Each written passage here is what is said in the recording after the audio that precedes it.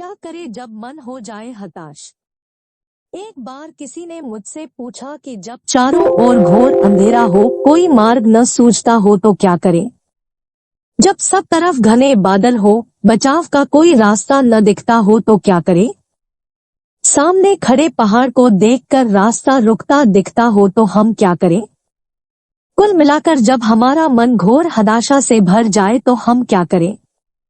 मैं समझता हूँ यह सवाल किसी एक व्यक्ति का नहीं, हर व्यक्ति सवाल के दौर से गुजरता है। जीवन का हमारा जो क्रम है वो सहज नहीं है। जीवन में ढेर सारे उतार चढ़ाव आते रहते हैं। मनुष्य के जीवन में दो ही स्थितियां बनती है।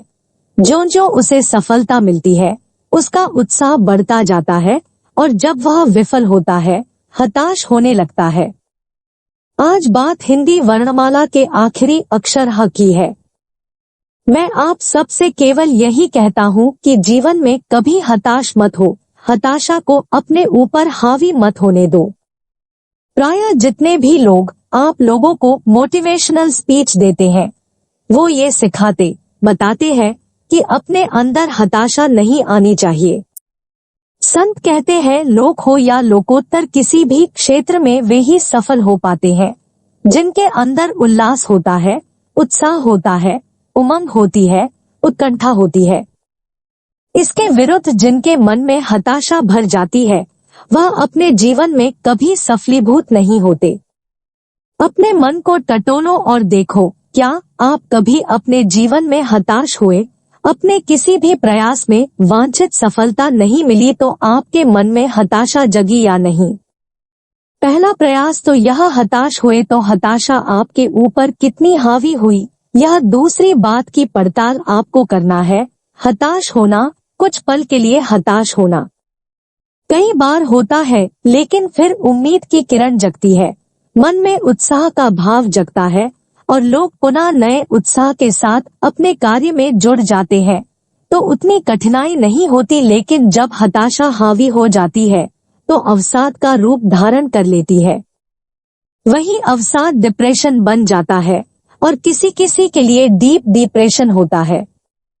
वो अपने जीवन से ही हार जाता है। तो मन कभी हताश हुआ, नंबर 1 हताशा आई तो वह तुम पर कितनी हावी हुई, नंबर 2 और नंबर 3 तुम्हारी हताशा के आगे तुमने हार तो नहीं मानी। हताशा के आगे हार तो नहीं गए। हताश होना और हार जाना, इन दोनों में बड़ा अंतर है। हताश कोई भी व्यक्ति होता है, लेकिन जब व्यक्ति अपनी आखिरी उम्मीद भी छोड़ देता है तो व्यक्ति हार जाता है, अपने जीवन से हार जाता है। और जो लोग हताशा के चरम पर पहुंचकर जीवन से हार जाते हैं उनकी जिजीविषा समाप्त हो जाती है। वे लोग सुसाइड जैसा अटेम्प्ट भी कर लेते हैं। ये हताशा के उत्तरोत्तर बढ़ती हुई परिणति में शुरुआत से झांक कर देखना है कि मेरे मन में हताशा है या नहीं। हताशा आती है नहीं, और हताशा भी लोगों के अंदर अलग अलग होती है। किसी किसी के मन में कोई विशेष परिस्थिति बनने पर हताशा आती है, और कोई कोई व्यक्ति ऐसे हैं जो थोड़ी थोड़ी बात पर हताश हो जाते हैं। आप अपने मन को टटोलिए और देखिए कि मेरा स्थान किस तरह के व्यक्तियों में है। छोटी छोटी बातों में, थोड़ी थोड़ी बातों में मैं हताश हो उठता हूँ, या कोई विशेष कारण बनते हैं तो मेरे ऊपर हताशा छाती है। अगर थोड़ी थोड़ी बातों में मैं हताश होता हूँ तो फिर वह हताश होने के बाद उससे उबरने की चेष्टा भी करता हूँ या उसे अपने ऊपर हावी कर लेता हूँ। यदाकदा कोई बड़े निमित्त आते हैं और मुझ पर हताशा छाती है तो वह मुझ पर हावी हो जाती है, या फिर मैं उसे धीरे धीरे उससे उभरता हूँ। डिप्रेशन की स्थिति में नहीं जाता, और डिप्रेशन में फिर डीप डिप्रेशन में जीवन से हार मानने की स्थिति तो नहीं है। कई तरह के लोग हैं और यह चारों स्थितियों से लोग गुजरे हैं। हम पहले केस पर हम ज्यादा चर्चा करें, थोड़ा यह समझे कि मनुष्य हताश होता क्यों है और कब होता है। आप अपने मन की पड़ताल कीजिए, आपके मन में हताशा कब होती है। सबसे पहला कारण वांछित सफलता न मिलने से हताशा आती है। हमने प्रयास किया, अनुकूल परिणाम न आए तो हमारा मन हताश हो जाता है। एक पहला कारण वांछित सफलता न मिल पाने से लोगों के मन में हताशा आती है, और कुछ लोग होते हैं जो एकदम टूट जाते हैं, उम्मीद छोड़ देते हैं, हार जाते हैं कि अब तो हमसे कुछ नहीं होगा। दूसरा कारण परिस्थितियों की मार खाकर व्यक्ति हताश हो जाता है। तीसरा कारण मुझे दिखता है, जब हमारी अपेक्षाओं की पूर्ति नहीं होती तो व्यक्ति हताश हो जाता है। और चौथा कारण लोगों का हमें अनुकूल प्रतिभाव नहीं मिलता तो मन हताश हो जाता है। ये चारों कारणों की हम पड़ताल करें और देखें कि इनसे हम अपने आप को कैसे उभार सकते हैं, कैसे पार हो सकते हैं, ताकि हम अपने आप को हताशा से बचा सके। सबसे पहली बात जो है, वांछित सफलता ना मिल पाने की। बंधुओं, जीवन में कई लोग हैं जिनके जीवन में वांछित सफलता नहीं मिलती, और जितने लोग भी सफलीभूत हुए हैं उनके जीवन को निकट से झांक करके देखो। जो सफलता के शिखर पर पहुंचे हैं उन्हें अनेक बार विफलता के दौर से गुजरना पड़ा है, लेकिन वह विफलता पर विजय पाए हैं, तभी सफलीभूत हुए हैं। संत कहते हैं, तुम सोचते हो कि मुझे एक बार में वांछित सफलता मिल जाए, यह सहज बात नहीं है। बहुत बिरले लोग होते हैं जिन्हें पहले प्रयास से ही अपना मुकाम मिल जाता है। ज्यादातर लोगों को तो बार बार प्रयास करना पड़ता है। प्रयास करे और परिणाम की ओर आगे बढ़े तो व्यक्ति कितने भी विफल हो, उसका मन हताश नहीं हो पाता। वह आगे बढ़ता है, आगे बढ़ता है, आगे बढ़ता है। लेकिन साधारण व्यक्ति की स्थिति यह होती है कि किसी भी क्षेत्र में 4 कदम आगे नहीं बढ़ाया, उसे अनुकूल परिणाम नहीं आया, उम्मीद छोड़ देता है, हताश हो करके बैठ जाता है। संत कहते हैं, ऐसे हताश होकर के बैठोगे, अपनी हिम्मत खो दोगे तो कभी भी अच्छे परिणाम नहीं पा पाओगे। तुम याद करो उस दिन को जब तुमने चलना शुरू किया था और पहली बार गिरे थे। एक पल को तुम्हारा मन रोया था, पर उस घड़ी तुम्हारी माँ ने तुम्हें पुचकारा था, बेटा कुछ नहीं हुआ, तुझे कुछ नहीं लगा, यह तो चींटी मर गई, घोड़ा कूदा। चल उठ उठ उठ। और माँ के उस उत्साह से हमारे अंदर हिम्मत आई और हमने फिर उठकर खड़े होकर के चलना शुरू किया। न जाने कितनी बार गिरे हैं, तब हम खड़े हो सके, तब हम चल सके। यदि पहली बार गिरने के बाद यदि हमने यह सोच लिया होता कि अब हम नहीं चल सकेंगे, तो शायद आज जिस मुकाम पर हम पहुँचे हैं वहाँ कभी नहीं पहुँच पाते। संत कहते हैं, सफलता एकाएक नहीं मिलती, सतत प्रयत्नों के बाद ही कोई व्यक्ति सफलीभूत हो पाता है। यह बात गांठ में बंद करके रखना चाहिए। हम कोई भी कार्य करें, किसी भी कार्य के क्षेत्र में आगे बढ़े, चाहे लोक हो या लोकोत्तर, हमें उस क्षेत्र में आगे बढ़ने के लिए इस बात को अपने हृदय में अंकित करके रखना चाहिए कि बार बार के प्रयास से ही हम अंतिम परिणाम तक पहुंचते हैं। कई बार लगता है कि मेरा यह प्रयास निष्फल हुआ, पर संत कहते हैं, सही दिशा में किया जाने वाला कोई भी प्रयास व्यर्थ नहीं होता, परिणाम में विलंब भले हो जाए। प्रयास कीजिए, लगातार कीजिए, आप हारिए मत। एक सघन चट्टान हो और उस चट्टान पर कोई घन का प्रहार करे तो पहले प्रहार से चट्टान टूट जाए, ऐसा सहज नहीं है। एक बार आपने प्रहार किया, चट्टान नहीं टूटी, दूसरी बार प्रहार किया, चट्टान नहीं टूटी, तीसरी बार प्रहार किया, चट्टान नहीं टूटी। कई लोग हैं जो 1-2 प्रहार करके ये सोचते हैं ये चट्टान टूटने वाली नहीं है। पहली बार चट्टान पर प्रहार किया, पहलवान था, देख मैं एक झटके में इस चट्टान को तोड़ दूंगा, लेकिन चट्टान का कुछ नहीं हुआ, हल्की सी चिपट भी नहीं चिटकी। अरे ठीक एक बार, दूसरी बार किया, देखो बड़ा पहलवान बनता था। ऐसे कोई चट्टान टूटती है क्या? और उस चट्टान को देख करके उस पहलवान का मनोबल टूट गया। वाकई में चट्टान सघन है, मेरा बल कमजोर है, तो ऐसी स्थिति में पहलवान भी हार जाएगा। लेकिन जो सही पहलवान है, जिसका मनोबल भी ऊंचा है, तन के बल के साथ जिसका मनोबल ऊंचा है, वो कहता है ठीक है, पहले प्रहार से नहीं टूटा, कोई बात नहीं, दूसरा प्रहार चाहिए। इस बार भी नहीं टूटा, देखो नहीं टूटा।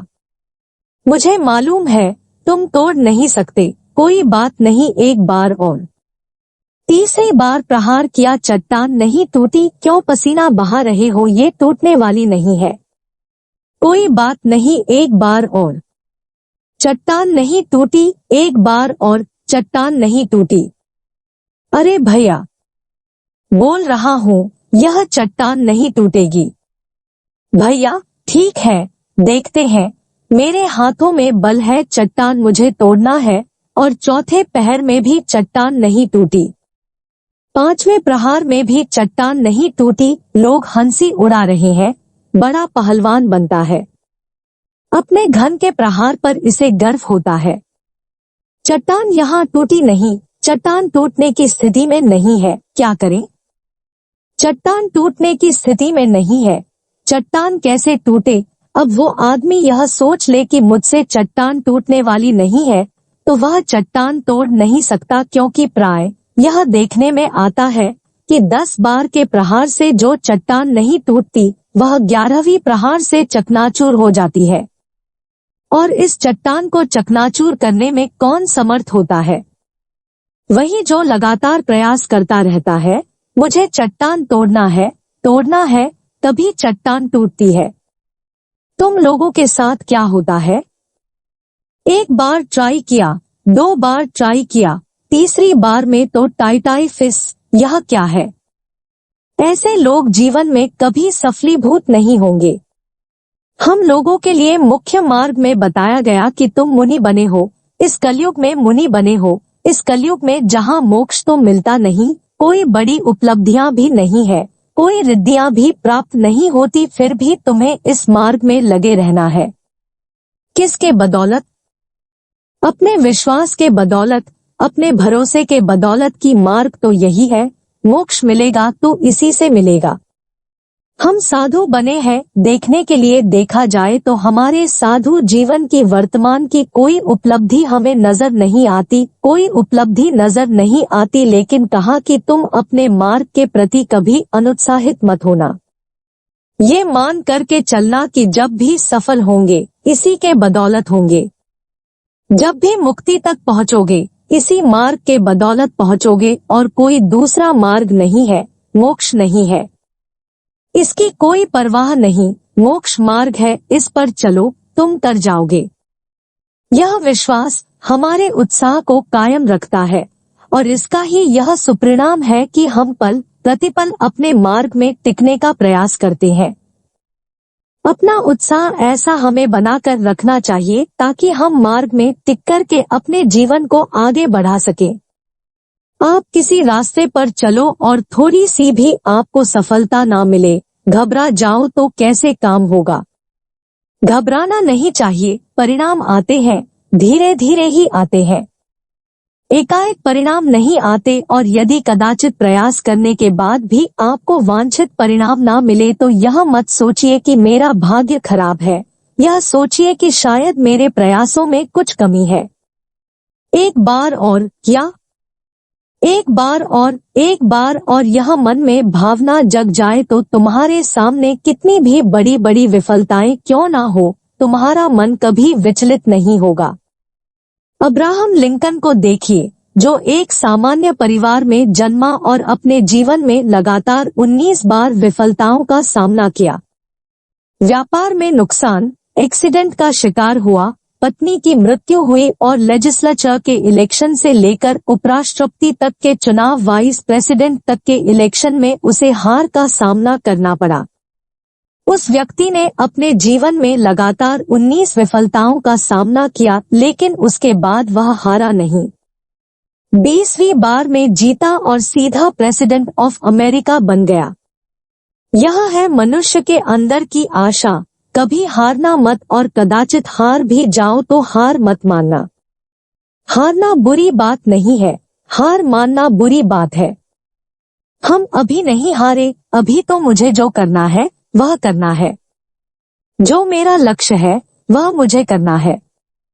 ठीक है, एक बार में सफलता नहीं हुई, कोई बात नहीं, दूसरी बार में मिलेगी, नहीं मिली तीसरी बार में मिलेगी, तीसरी बार में नहीं मिली लेकिन मुझे सफलता मिलेगी, चौथी बार में सफलता मिलेगी, सफलता तो मुझे मिलेगी और सफलता मुझे पानी ही है। वांछित सफलता ना मिले, हार मत मानो, लेकिन वांछित सफलता न मिलने से लोग हताश होते हैं। पहली बात जिसके लिए मैंने कहा, सतत प्रयास से आप उभर सकते हैं। दूसरी बात, परिस्थितियों की मार खाकर के व्यक्ति हताश हो जाते हैं। जब भी विपरीत परिस्थिति सामने आती है, मनुष्य का मन टूट जाता है, घबरा जाता है, अब क्या करूं, कोई रास्ता नहीं। ऐसी विपरीत परिस्थिति में जब मन हताश होने लगे कि अब क्या करूं, तो संत कहते हैं उस समय भी हताश होने की जरूरत नहीं है, परिस्थितियां है। हर मनुष्य के सामने सदैव एक ही स्थिति रहती है, ऐसी बात नहीं है। विकट परिस्थितियों का सामना तो हर किसी को करना पड़ता है, लेकिन सामान्य व्यक्ति में और एक समझदार व्यक्ति में इतना ही अंतर है कि सामान्य व्यक्ति मुश्किलों को देखकर घबराता है और विशेष व्यक्ति वह होता है जिसके अंदर समझ होती है, वह उनसे मुश्किलें घबराती है, पास आए तो भी उसका सामना करता है। मुश्किलों का सामना करने वाले समाधान पाते हैं और मुश्किलों से घबराने वालों को घुटने टेकना पड़ता है। तुम्हारे जीवन में कोई मुश्किल आए, तुम्हारे जीवन में कोई परेशानी, कोई कठिनाई, कोई विपरीत परिस्थिति हो तो देखो, इस परिस्थिति से उबरने का कोई रास्ता है? नहीं है तो कोई बात नहीं। उसी परिस्थिति में जीना तुम्हारी मजदूरी है, तो तुम्हारी कुशलता इस बात पर है कि उस परिस्थिति से उबरने की कला सीखो और ऐसा रास्ता चुनो जिससे उस परिस्थिति में जीते हुए भी तुम्हारा नुकसान कम से कम हो। उसके लिए कुछ सूत्र देता हूँ जो हताशा से आपको बचा सके। चाहे जैसी विपरीत परिस्थिति हो, आपका मन उससे कभी हताश नहीं होगा। सबसे पहले कोई भी परिस्थिति हो, परिस्थिति के प्रति अपना दृष्टिकोण बदलें। कोई भी परिस्थिति आपके सामने आए, उससे आप घबराइए मत। विपरीत परिस्थितियों का सामना करने के लिए 4 बातें मैं आप सबसे कह रहा हूं जिससे आप अपने हताशा से अपने आप को बचा सकेंगे। सबसे पहली बात, जब भी कोई ऐसी परिस्थिति आए, आप उसके प्रति अपना दृष्टिकोण सकारात्मक रखो। सकारात्मक, यह परिस्थिति आई है, परिस्थिति के प्रति आपने अगर सकारात्मक दृष्टिकोण अपना लिया तो चाहे कैसी भी विकटता क्यों ना हो, आप पर वह हावी नहीं होगी। मेरे संपर्क में एक व्यक्ति है, बहुत बड़ी ट्रेजेडी के दौर से गुजरे। ट्रेजेडी यह हुई कि एक जमाने में बड़े संपन्न, काफी पैसा था, लेकिन नुकसान हो गया और जिस समय नुकसान हुआ उसी दौर में उनकी पत्नी की किडनी खराब हो गई।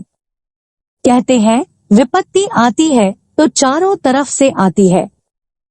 उजाला तो केवल पूरब से आता, अंधेरा 10 दिशाओं से। उस व्यक्ति के सामने ऐसी विकट स्थिति आई जो आदमी लाखों रुपया का दान करता था। उसकी स्थिति ऐसी आ गई कि कोई उसे 10,000 रुपए देने को तैयार नहीं हुआ। आप सोच सकते हैं कि सामान्य आदमी को ऐसी परिस्थिति का सामना करना पड़े तो क्या हो सकता है, लेकिन वह व्यक्ति बड़ा तत्वज्ञानी, समझदार था, जीवन की व्यवस्था को समझता था। उसने उस समय अपने मन का धैर्य नहीं खोया और एक ही बात सोचा कि अभी अशुभ कर्म का उदय है, थोड़े दिन में सब ठीक हो जाएगा। नुकसान हुआ है, ठीक है, मेरे ऊपर कर्जा हुआ है, ठीक है, लेकिन मेरे साथ सबसे पॉजिटिव पहलू यह है कि मेरी बिजनेस की लाइन मेरे साथ जुड़ी हुई है। अभी मेरी गुडविल पूरी तरह खराब नहीं हुई है और पत्नी के लिए किडनी खराब हुई है, यह भी ठीक है, लेकिन यह अच्छा संयोग है कि मेरे किडनी उससे मैच करती है। कोई नहीं है तो मेरी किडनी उसको हो जाएगी। आज मैं 52 साल का हो गया, 52 साल 2 किडनी से जी लिया, बाकी जिंदगी में अपनी पत्नी को समर्पित कर दूं तो दोनों एक किडनी से जी सकते हैं, उसमें क्या बात हो गई। मैं अपने व्यापार को करके फिर सफलीभूत होऊंगा। ठीक है, व्यापार में एक बार नुकसान हुआ और ये नुकसान मेरी अपनी गलत सोच के, गलत डिसीजन के कारण हुआ। एक गलत निर्णय लिया जिससे मुझे बड़ा नुकसान हो गया, कोई बात नहीं, इस नुकसान को मैं एक नसीहत की तरह स्वीकार करूंगा और इसकी भरपाई करने की चेष्टा करूंगा। उसने इतने सारे लोगों को, जितने लेनदार लोग थे, उनको बुलाया और बोला, तुम लोग सारी बात मेरी जानते हो, मुझे थोड़े समय के लिए तुम लोग ढील दो, मैं तुम्हारा पाई पाई चुका लूंगा। लेकिन अगर तुम लोग मुझे टेंशन दोगे तो शायद मैं कुछ भी नहीं कर पाऊंगा। इसलिए आप सबसे मेरा कहना है, मेरी नियत ठीक है, यह मेरी मजबूरी है कि हम आपका पैसा चुकाने की स्थिति में नहीं है, लेकिन आप मानिए, मुझ में इतना भरोसा है कि मैं आपका सारा पैसा चुका दूंगा। और उस व्यक्ति ने उस विषम परिस्थिति में अपनी किडनी को पत्नी को दिया, पत्नी को संभाला, खुद संभला और फिर ढंग से अपना कारोबार किया और उस घड़ी में धर्मध्यान बढ़ा दिया। धर्मध्यान बढ़ा दिया और धर्मध्यान बढ़ा करके लगभग 1-1.5 साल उसको मुश्किल के दौर से गुजरना पड़ा। वो बोलता है, महाराज, मेरे जीवन के सबसे अच्छे दौर है। मैंने पूछा, क्या बोलते हो? बड़े दार्शनिक अंदाज में उसने कहा, महाराज, मैंने अपने और गैरों की पहचान लिया, कौन अपना है और कौन गैर है, इसे मैंने अच्छे से पहचान लिया। जीवन के लिए एक बहुत बड़ा नसीहत मुझे मिल गया, एक दृष्टि मुझे मिल गई और उस दौर को अपने जीवन का सबसे अच्छा दौर मानता हूँ। और मैं सोचता हूँ कि जो स्थिति मेरी साथ आज भी थी, अगर 10 बरस 20 बरस पहले बीत गई होती तो शायद मैं आज से ज्यादा स्ट्रांग होता, मजबूत होता। यह कठिनाई मेरे सामने आई, महाराज, मैं उभर गया और आज उस व्यक्ति की हैसियत पहले से 100 गुना अच्छी हो गई। किसके बदौलत? अपनी सकारात्मक सोच के बदौलत, अपनी हिम्मत के बदौलत, अपने हौसले के बदौलत। वह व्यक्ति ऐसी विकट स्थिति का सामना करने के बाद भी उससे पार हो गया। तुम्हारे सामने तो ऐसी कोई विकट स्थिति नहीं है, फिर तुम क्यों घबराते हो, क्यों घबराते हो? विषमतम परिस्थितियों का सामना करने वाला मनुष्य भी अपने जज्बातों के बल पर शिखर को छूता है, तो तुम्हारे पास तो कुछ भी नहीं है। ध्यान रखना, विपत्ति एक चुनौती है, यदि तुम उसे स्वीकार लो तो उपलब्धि में परिवर्तित करा जा सकता है। विपत्ति एक चुनौती है, इसे स्वीकार करो तो जीवन की उपलब्धि बन सकती है, और विपत्ति की चुनौती से दूर भागोगे तो वह तुम्हारे लिए एक बड़ी बला बन जाती है। संत कहते हैं, जीवन में अगर विपत्ति को चुनौती की तरक्की स्वीकारो और अपनी कुशलता से उसे उपलब्धि में परिवर्तित करो। उपलब्धि को बदलने की क्षमता अपने भीतर विकसित करो, वह तुम्हारे जीवन का परम रस देगी, उससे तुम्हारे जीवन में परम आनंद की अनुभूति होगी। कोई भी व्यक्ति आए, कैसे भी विकट स्थिति आए, चैलेंजेस किसके जीवन में नहीं आते। महापुरुषों के जीवन में चले जाए। श्री राम के जीवन को देखो, राजतिलक होना था और वनवास की घोषणा हो गई। रामचंद्र जी हताश हुए, मायूस हुए, किसी पर आरोप जड़े, अरे मेरे साथ अन्याय हो रहा है, और रामचंद्र जी कहते तो अयोध्यावासी का पूरा सपोर्ट था उनको, लेकिन राम थे। आज के राम होते तो अपने दशरथ का कॉलर जरूर पकड़ लेता, लेकिन रामचंद्र जी तो वनवास जा रहे हैं, और राजा की तरह नहीं, तपस्वियों की तरह रहकर। लेकिन राम जानते हैं कि राम वन जाएगा तभी राम बन पाएगा। राम अयोध्या में रहेगा तो राम नहीं बन पाएगा। जिसके जीवन में चैलेंजेस आते हैं वही अपने जीवन में कोई अचीवमेंट कर पाते हैं, बिना चुनौतियों के जीवन में कोई उपलब्धि नहीं। इस बात को अपने गांठ में बांध कर रखो। सारे महापुरुषों के जीवन में देखो, उनके जीवन में कितनी बड़ी बड़ी विकट स्थिति आई। श्री कृष्ण के जीवन को देखो, जन्म के पहले से लेकर उनके जीवन में चुनौतियां थी, लेकिन जन्म के बाद पूरे जीवन न जाने उनको कैसे कैसे दौर से गुजरना पड़ा, लेकिन वह हारे नहीं, आगे बढ़े। तुम्हारे सामने तो ऐसा कुछ भी नहीं है, लेकिन अपने मन को टटोल कर देखो। थोड़ी सी विपरीत स्थिति आती है, तुम्हारी हार्ट बीट बढ़ जाती, अंदर का उत्साह खंडित हो जाता है, मन की उमंग खत्म हो जाती। अब क्या होगा, अब क्या होगा, अब क्या होगा। अब खत्म खत्म खत्म। जब तक सांस तब तक आस। सकारात्मक सोचोगे तो कैसी भी विपरीत परिस्थिति क्यों ना हो, कैसी भी विकट परिस्थितियां क्यों ना हो, तो उससे उबरने की क्षमता अपने भीतर विकसित कर लो। दूसरी बात, विकट स्थितियों का सामना जब भी तुम्हें करना पड़े तो उसके प्रति दूसरा दृष्टिकोण रखो कि यह थोड़ी देर की बात है। धैर्य रखो, अधीर मत हो, सब ठीक होगा। थोड़ी देर की बात है। कोई भी कैसी भी स्थिति होती है, शाश्वत नहीं होती। किसी के ऊपर कितनी भी बड़ी विपत्ति आए, आज नहीं कल वह बदलेगी, सब बदलेगी। मैं हमेशा कहता हूँ, रात कितनी भी काली क्यों ना हो पर शाश्वत नहीं। यह मंत्र है, ठीक है, थोड़ी देर में सब ठीक हो जाएगा, सब ठीक हो जाएगा, ठीक हो जाएगा।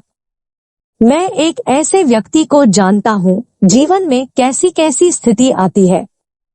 जिस व्यक्ति ने 6.5 वर्ष की उम्र में सारी दुनिया घूम ली, 6.5 वर्ष की उम्र में सारी दुनिया घूम ली, और एक वक्त ऐसा है कि 22 वर्ष की उम्र में उसे रोटी चुराकर खानी पड़ी। 6.5 वर्ष की उम्र में सारी दुनिया घूमने वाले व्यक्ति को 22 वर्ष की उम्र में रोटी चुराकर खानी पड़ी, पर उस शख्स ने कहा, लेकिन कभी हमने हार नहीं मानी, हमने कभी हार नहीं मानी। जीवन के ये दिन देखे और हमने उस समय भी लगन और निष्ठा के साथ अपना काम किया है। ऐसी विषम स्थिति का सामना करने के बाद भी अवसर की हमने हमेशा तलाश की। यह सोचा, आज नहीं कल हम सफल होंगे। मन में ऐसी उम्मीद बनी रहे और महाराज, उसके बाद जो आगे बढ़े, आज वह आदमी फिर शिखर पर पहुंचा हुआ है, मल्टी बिलियनियर है, भारत से बाहर रहता है, लेकिन आज वह शहंशाह है।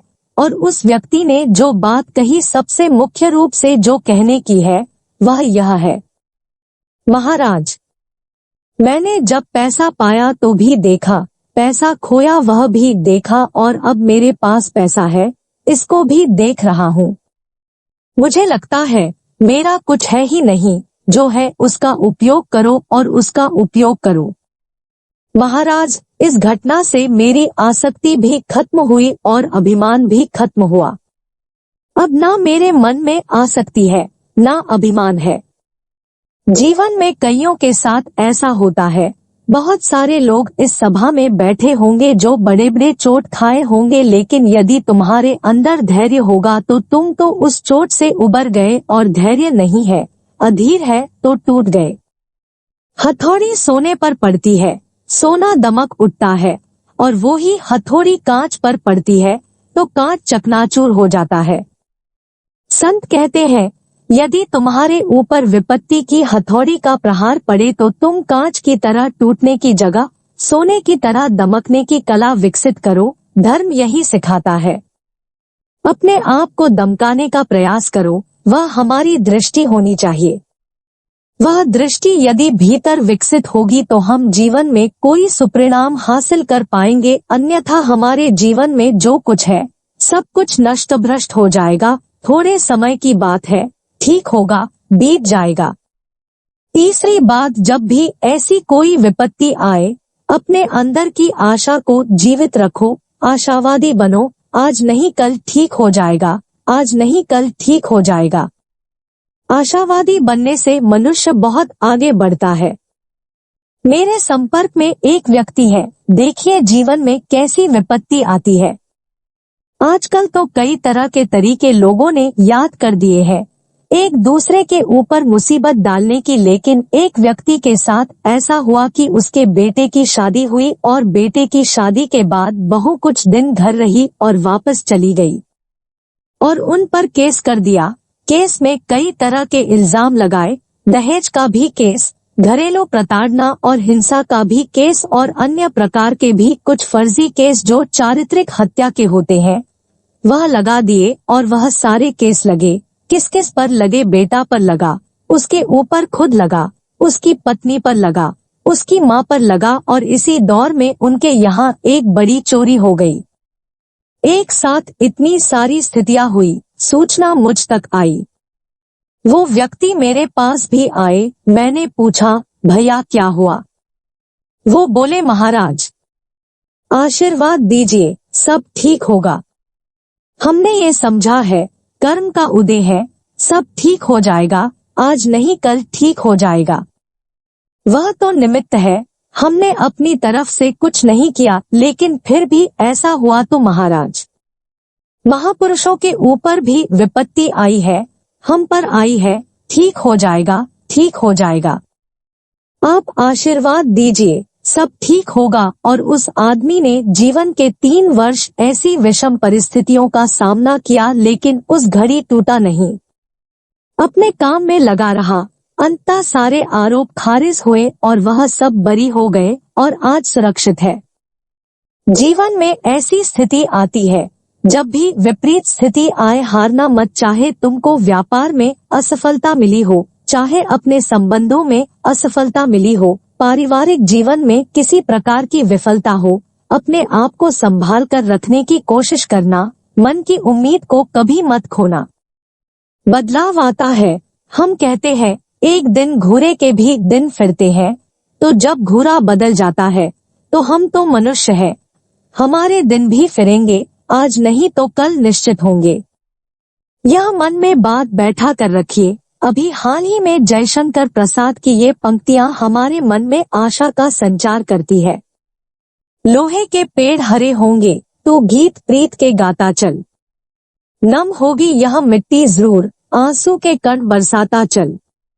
सिसकियों और चित्रकारों से चाहे जितना हो आकाश भरा, खप्परों का हो ढेर, कंकालों से चाहे हो पटी धरा। जीवित सपनों का भाग पवन को लेना ही होगा, आखिर सच का भार पवन को लेना ही होगा। जीवित सपनों के लिए मार्ग मुर्दों को देना ही होगा, तो मार्ग तो मिलेगा, हम उम्मीद ना छोड़े। उम्मीद आखिरी तक बनाए रखें, जब तक अवसर है उम्मीद बनाए रखें। आशा अपनी कभी मंद नहीं होगी, जीवन आगे बढ़ेगा तो सकारात्मक सोचिए। सोचिए, थोड़ी देर की बात है। उम्मीद आशावादी बनाए रखें, कर्म सिद्धांत पर भरोसा रखिए कि ये कर्म सिद्धांत है। ठीक है, कर्म का उदय है, मुझे सहन करना है। यह आपके अंदर के उत्साह को बढ़ाए रखेगा। परिस्थितियों की मार से आप कभी हताश नहीं होंगे। हताशा का तीसरा कारण जो अपेक्षाओं की पूर्ति ना होना। जब व्यक्ति के मन में कोई विशेष अपेक्षा होती है, किसी से अपेक्षा होती है और उसकी पूर्ति नहीं होती, वो अपने आप को उपेक्षित महसूस कर लेते हैं और उपेक्षा की घड़ी में बड़े हताश हो जाते हैं। कई बार तो लोग बड़े उत्साह से आते हैं, महाराज के दर्शन करने के लिए आए हैं, आज महाराज से मिलेंगे, महाराज से बातें करेंगे, और बहुत दिन बाद आए हैं, महाराज जी मध्य प्रदेश में आए थे, बरसों बाद हम मिले हैं, आज महाराज के पास जाएंगे, महाराज से बातें करेंगे। और पता लगा महाराज के पास गए और इतनी भीड़ थी कि महाराज तो ढंग से देख भी नहीं पाए, मन हताश हो गया। किसी भी क्षेत्र में जब मनुष्य अपने मन में जरूरत से ज्यादा अपेक्षा रख करके चलता है और उसकी पूर्ति नहीं होती, मन में हताशा छा जाती है। संत कहते हैं, ऐसी स्थिति में क्या करे, तो पहला प्रयास यह करो कि अपेक्षाएं कम रखो। अपेक्षाओं की पूर्ति ना हो तो अपने आप को उपेक्षित महसूस करना बंद करो। मैंने अपेक्षा की, ठीक है, सामने वाले ने हमें वैसा रिस्पांस नहीं दिया, मेरे मन में जो अपेक्षाएं थी उसकी पूर्ति नहीं हुई, कोई बात नहीं, एक बार नहीं हुई, दूसरी बार होगी, दूसरी बार नहीं हुई, तीसरी बार होगी, तीसरी बार नहीं हुई, चौथी बार होगी। होगी तो क्यों नहीं होगी, आज नहीं कल होगी। अपेक्षाएं ज्यादा बढ़ाना। आजकल लोग जल्दी हताश क्यों होते हैं? बच्चे बड़ी जल्दी हताश हो जाता है। जिस दिन रिजल्ट होता है, खुशी खुशी रिजल्ट लेने जाते हैं और मुंह लटका के आते हैं। क्यों? अब बच्चों का मुंह लटके तब तक तो फिर भी ठीक है, बच्चों से ज्यादा उनके माँ बाप का मुंह लटक जाता है। क्या हो गया? नंबर कम लाया, साल भर बच्चा कितना पढ़ा है ये नहीं देखा। यथार्थ हमारी शिक्षा का प्रतिमान नंबर नहीं, हमारे IQ का लेवल होना चाहिए। हमारी समझ का विकास होना चाहिए, पर यह विडंबना है कि आजकल सब चीजें नंबर से जुड़ गई और सबसे पहला दबाव तो माँ बाप के बच्चों पर होता है कि इसे अच्छे से अच्छे मार्क्स लाना चाहिए, अच्छे से अच्छा रैंक आना चाहिए। वो प्रेशर बच्चे पर आप डालते हैं। प्रेशर में रहने पर बच्चे के अंदर भी वह बातें आती है, और जब वो मनोनुकूल रिजल्ट नहीं ला पाते, नंबर नहीं ला पाते, तो हताश हो जाते हैं। इसी हताशा में कई बार बच्चे सुसाइड भी कर लेते हैं। इसमें आप भी दोषी है, बच्चे भी दोषी है। यह खेल ही गलत है। पढ़ाई करने के लिए प्रेरणा देनी चाहिए, नंबर लाने के लिए नहीं। और यह नंबर वाले आगे फिसड्डी हो जाते हैं और पढ़ने वाले जीवन में सफल हो जाते हैं। हम प्रेशर देते हैं, यह एक्सपेक्टेशन रहता है, और कई बार तो बड़ी विचित्र स्थिति हो जाती है। पहले ही सबको समझ में आ जाता है कि क्या होगा। एक बार ऐसा हुआ, एक व्यक्ति को घर से बाहर जाना था, उसका मित्र वही था, तो तुरंत बेटे को बुलाया और बेटे को बुलाकर एक चांटा मार दिया। एक चांटा खींचकर मारा, बच्चा रोने लगा। सामने वाले को अच्छा नहीं लगा कि बिना कसूर के इस बच्चे को आज चांटा क्यों जड़ दिया। क्या बात है? बोले, भैया आपने इसको चांटा क्यों जड़ दिया, इसका रिजल्ट आने वाला है। आपने इसे चांटा क्यों जड़ा? बोला, आज इसका रिजल्ट आने वाला है। तो रिजल्ट आने वाला है तो अभी चांटा क्यों मारा? बोला, मुझे बाहर जाना, मुझे मालूम है उसका रिजल्ट क्या आएगा, इसलिए ठोका। ऐसी स्थिति में क्या होगा? यह जो प्रवृत्ति है, तुम संतान से जितनी अपेक्षा रखते हो, खुद कहाँ हो, यह तो देखो।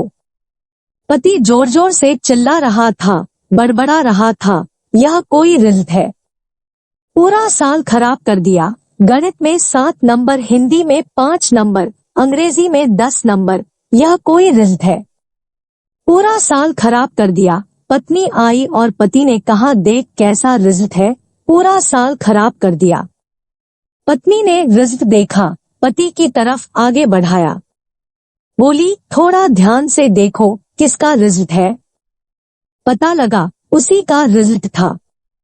हम खुद कहाँ है, यह नहीं देखते, सामने वालों से अपेक्षा का विस्तार कर लेते हैं। ज्यादा अपेक्षाएं मत बढ़ाइए, अन्यथा हताशा के शिकार बनना पड़ेगा। और कृत्रिम अपेक्षा तो बिल्कुल मत बढ़ाइए। आजकल कृत्रिम अपेक्षाओं का विस्तार बहुत तेजी से हो रहा है, यही लोगों के लिए बड़ी दिक्कत है। अपने आप से अपेक्षाएं घटाइए। ओवर एक्सपेक्टेशन मनुष्य को निराशा देती है, उसे कम करने का प्रयास कीजिए। किसी से भी तो कभी हताश नहीं होना पड़ेगा। कई बार ऐसा होता है, माँ बाप अपने बच्चों को पढ़ाया लिखाया, बच्चे की अच्छी नौकरी लग गई, अच्छे से उसकी शादी कर दी। माँ बाप ने सोचा था, अब मेरा बेटा मेरे बुढ़ापे की लाठी बनेगा, लेकिन बेटा बड़ा हुआ, लाठी बनने की जगह लाठी दिखाना शुरू कर दिया। अब क्या हुआ? हताश, मन मायूस। मेरे संपर्क में एक सज्जन है, उनके 2 बेटे, एक बेंगलुरु में, एक यू में। दोनों को पढ़ाया, IITian है दोनों, और अच्छी कंपनियों में जॉब कर रहे हैं, बहुत अच्छा पैकेज है। लेकिन दोनों बच्चों को पढ़ाने के बाद जब दोनों बच्चे बाहर चले गए तो बड़े हताश हो गए। यह सोच करके हताश हो गए कि मैंने दोनों बेटों को पढ़ा दिया, अब दोनों बेटे मेरे काम के नहीं रहे तो मैं कहाँ रहूं। जब बच्चों के पास जाता हूँ तो बेटा भी काम करता है, बहू भी काम करती है, वह दोनों अपने अपने दफ्तर चले जाते हैं। मैं दिन भर घर में किसके साथ समय बिताऊं, और वह लोग आते हैं तो बहू अपने काम में लग जाती है। बेटा देर से ऑफिस से आता है तो सबसे पहले टीवी ऑन करता है, उसको मेरे पास कोई समय ही नहीं दिखता।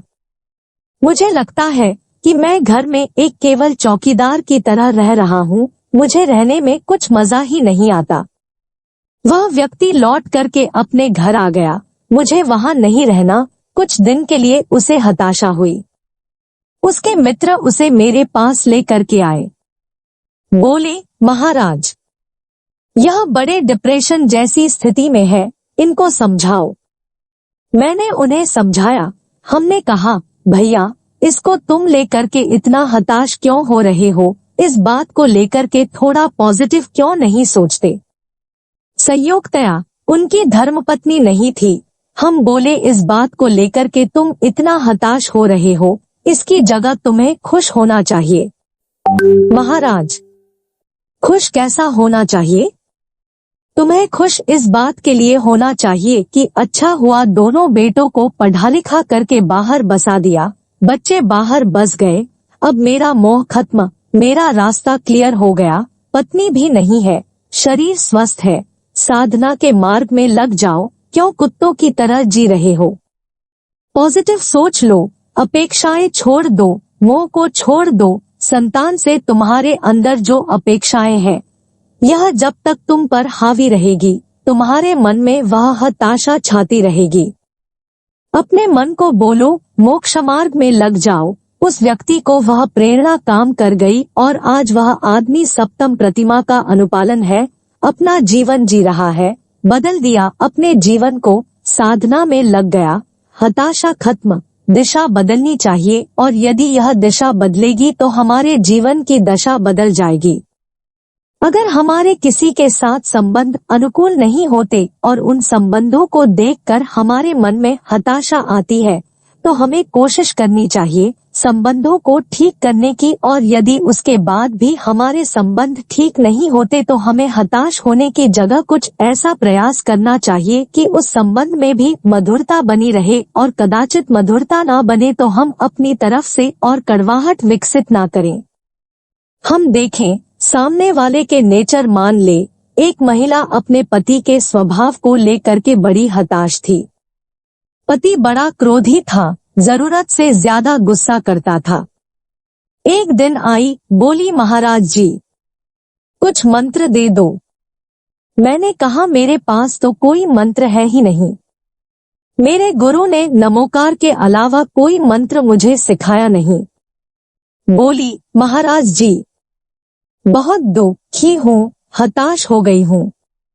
मेरे पति बड़े गुस्सैल है, मेरे पति गुस्सैल है, उन्हें हम कितना समझाते हैं, मानते नहीं, और महाराज अब तो गुस्सा बर्दाश्त नहीं होता, मन करता है कि सुसाइड कर लूं।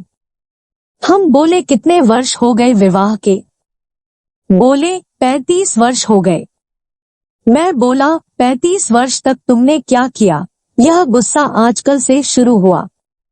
बोली, नहीं महाराज, पहले दिन से गुस्सा है, हमारी तो फर्स्ट नाइट भी गुस्से से हुई।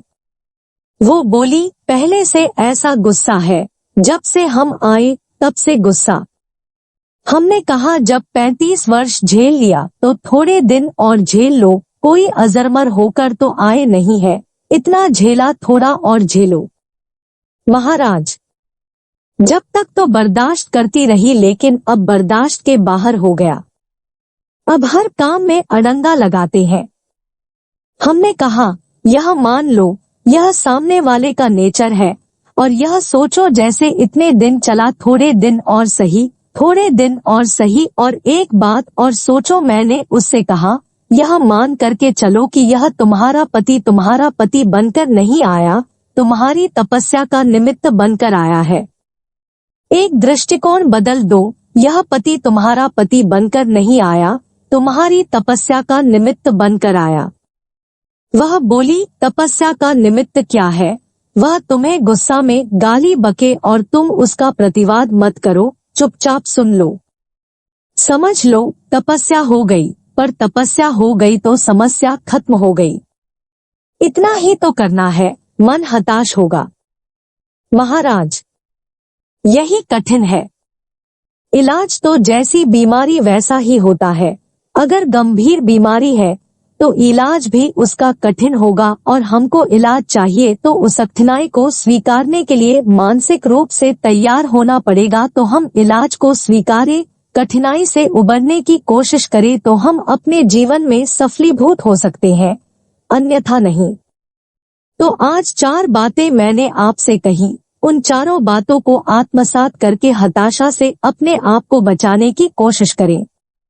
हताश होना आर्त ध्यान है, जो हमारी आत्मा की दुर्गति का कारण है। उससे अपने आप को बचाएं, हर पल उल्लास से जिए, उमंग से जिए, उत्साह से जिए। अपनी जिजीविषा को प्रबल और प्रखर बनाए रखें। ये प्रयास आप सबको करना चाहिए।